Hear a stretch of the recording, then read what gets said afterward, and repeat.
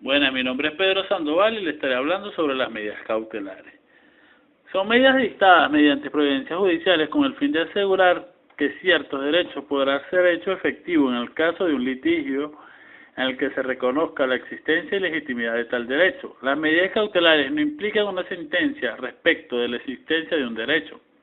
pero sí la adopción de medidas judiciales tendentes a hacer efectivo el derecho que eventualmente sea reconocido.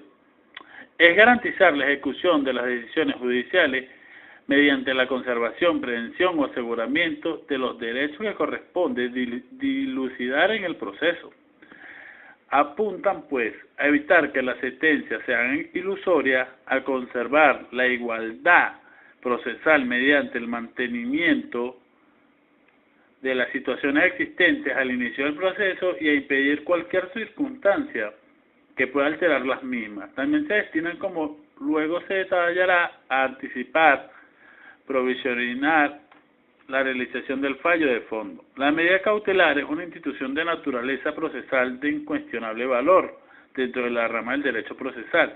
en razón de que permite a los justiciables una mayor seguridad jurídica en el sentido de precaver que un fallo judicial quede ilusorio o no pueda ejecutarse cabalmente.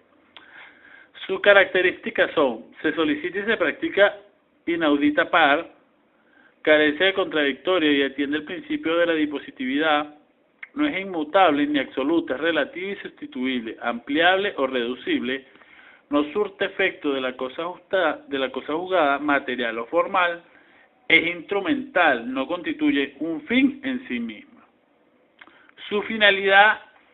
es, de las medidas cautelares, para concluir, es evitar que se burlen las decisiones judiciales, o más bien garantizar que la voluntad de la ley emitida por la jurisdicción efectivamente se materialice, porque la misma se puede ejecutar.